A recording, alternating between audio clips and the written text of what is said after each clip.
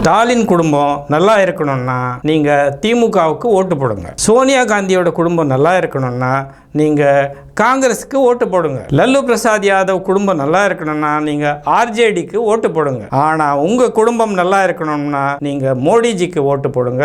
உங்க குடும்பமும் நல்லா இருக்கும், நாடும் சுபிட்சமா இருக்கும்.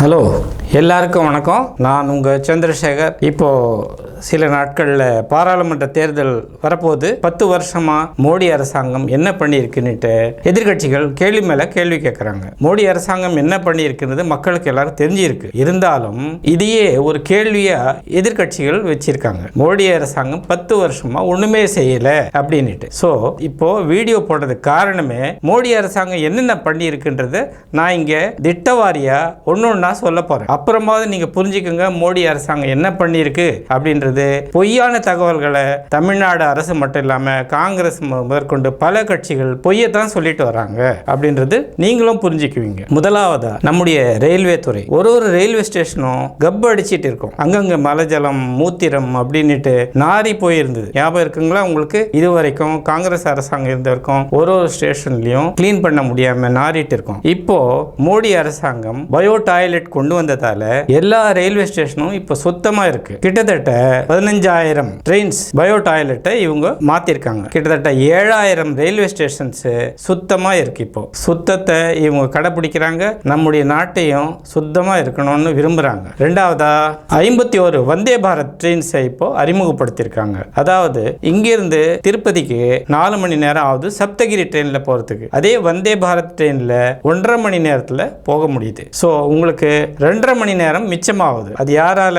மோடி அரசாங்கத்தால. வந்தே பாரத் ட்ரெயினை கொண்டு வந்திருக்காங்க மோடி அரசாங்கம். அதனால நாம குயிக்கா போய் சேர முடியுது, நம்முடைய வேலைகளையும் பார்க்க முடியும். புரிஞ்சுதுங்களா? இதற்கு அடுத்ததா புல்லட் ட்ரெயினையும் அறிமுகப்படுத்த போறாங்க மோடி அரசாங்கம். இதை விட ஃபாஸ்டா புல்லட் ட்ரெயின் வரப்போகுது. புதிதாக இப்போ சின்ன சின்ன நகரங்க கூட விமான பயணத்துல போய் அடையணும் அப்படின்னுட்டு மோடி அரசாங்கம் விரும்புது. அதனால சிறிய நகரங்களுக்கும் இப்போ போக்குவரத்து விமானம் மூலமா நாம போய் சேர முடியும். அடுத்ததா பிரதமரோட உஜ்வலா திட்டம். இந்த உஜ்வலா திட்டத்தின் கீழே 8 கோடி பயனாளிகளுக்கு இலவச எரிவாயு கனெக்ஷன் கொடுக்கப்பட்டிருக்கு. அதாவது இதுவரையில அடுப்புல சமையல் பண்ணிட்டு இருந்த குடும்பங்க இப்போ எரிவாயு கனெக்ஷன் இலவசமா கிடைச்சி அவங்க கேஸ்ல தங்களுடைய சமையலை செய்ய ஆரம்பிச்சிருக்காங்க. இதற்கு காரணம் யாருன்னா மோடி அரசாங்கம். ஸ்வச் பாரத் என்றது அடுத்த திட்டம். அந்த திட்டத்தின் கீழே 10 கோடி இலவச கழிவறைகளை கட்டி கொடுத்திருக்காரு மோடிஜி. இதுவரையில பப்ளிக்ல மலஜலம் கழிச்சிட்டு வந்த மக்கள்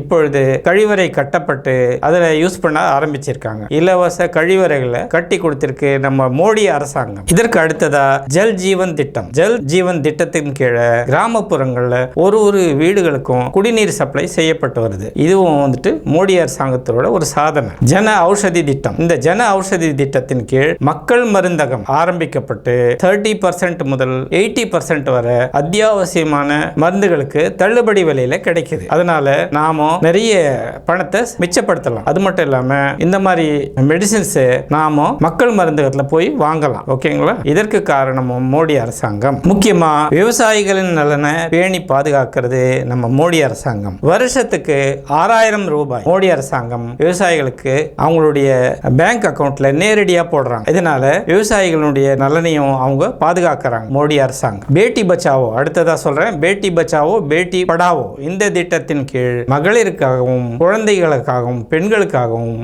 அவங்களுடைய நலனுக்காகவும் மோடி அரசாங்கம் பல நல திட்டங்களை கொண்டு வந்திருக்கு. ஸ்மார்ட் சிட்டி திட்டம்னு ஒரு திட்டத்தின் கீழே நகரங்கள்ல வசிக்கிற மக்களோட தரம் மேம்பட பல நல திட்டங்களை கொண்டு வந்திருக்காங்க ஸ்மார்ட் சிட்டி திட்டத்தின் கீழே. அடுத்ததா சாகர்மாலா திட்டம். சாகர்மாலா திட்டத்தின் கீழே பழைய துறைமுகங்களை மேம்படுத்தவும் துறைமுகங்களை உருவாக்கவும் செய்திருக்காங்க மோடி அரசாங்கம். இதற்கு அடுத்ததா ஆயுஷ்மான் பாரத் திட்டம். ஆயுஷ்மான் பாரத் திட்டத்தின் கீழே 50 கோடி மக்களுக்கும் அதிகமா மருத்துவ வசதி அளிக்கப்பட்டிருக்குன்னு சொல்லப்படுது. இதுவும் ஒரு மோடி அரசாங்கத்தினோட சாதனை. இதுவரைக்கும் நாம கைலாய மலைக்கு போகணும்னா சைனா அரசாங்கம் கிட்ட நாம பர்மிஷன் வாங்கி ஆகணும். ஆனா இப்ப மோடி அரசாங்கம் வந்த பிற்பாடு சீனா கிட்ட நாம போய் கையேந்த வேண்டியதில்லை. நேரடியா நாம லடாக் மூலியமா மவுண்ட் கைலாஷுக்கு போக முடியும். இது எவ்வளவு சாத்தியமான ஒரு விஷயம். இது யாராலையும் முடியாதது மோடி அரசாங்கம் செய்து காட்டியிருக்கு. இதற்கு அடுத்ததா ஆர்டிகிள் 370 காஷ்மீரை நீங்க பார்த்திருப்பீங்க.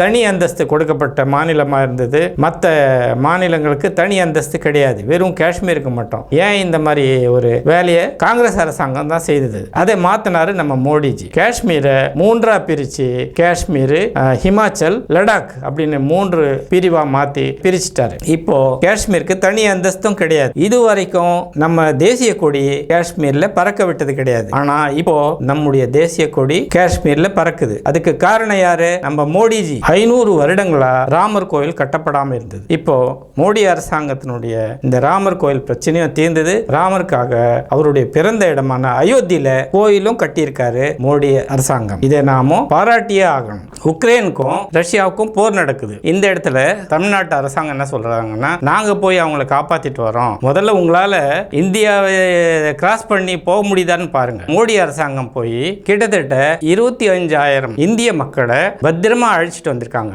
இதற்காக அவங்க 80 விமானங்களை பயன்படுத்தியிருக்காங்க. எவ்வளவோ செலவு பண்ணி மக்களுடைய உயிரை காப்பாத்திருக்காங்க. சாதாரண விஷயம் கிடையாது. மோடி போர் நடக்கிற இடத்துல போய் நிறுத்துறதுன்றது யாராலையும் முடியாது. எந்த குண்டு எப்போ நம்ம தலையில விழுமோ. ஆனா இவரு செய்திருக்காரு. 46 நர்சுகள் ISI பிடியில இருந்தாங்க லெபனான்ல. அவங்கள போய் பத்திரமா கூட்டிட்டு வந்தது நம்ம மோடி அரசாங்கம். நம்ம தமிழ்நாட்டை சேர்ந்த பாதிரியார் இருவரை கூட இதே மாதிரி தாலிபான் பிடியிலையும் ஏமன் நாட்டிலையும் இருந்திருக்காங்க. அவங்களையும் பத்திரமா அழைச்சிட்டு வந்து காப்பாத்தி இருக்கிறது மோடி அரசாங்கம். அது மட்டும் இல்லாம கொரோனா காலத்துல எவ்வளவோ அவஸ்தைப்பட்டு இருந்தோம். எல்லாரும் மூச்சு வாங்க முடியாம அவஸ்தைப்பட்டு இருந்தோம். நிறைய பேர் இறந்தும் போனாங்க. அப்போ கொரோனா ஊசியை ரெடி பண்ணி மக்களுக்கு இலவசமா கொடுத்தது மோடி அரசாங்கம். இதனால பல கோடிக்கணக்கான மக்களுடைய உயிர் காப்பாற்றப்பட்டது. இதற்கு காரணம் யாருன்னா மோடி அரசாங்கம். ஸ்டாலின் குடும்பம் நல்லா இருக்கணும்னா நீங்க திமுகவுக்கு ஓட்டு போடுங்க. சோனியா காந்தியோட குடும்பம் நல்லா இருக்கணும்னா நீங்க காங்கிரஸுக்கு ஓட்டு போடுங்க. லல்லு பிரசாத் யாதவ் குடும்பம் நல்லா இருக்கணும்னா நீங்க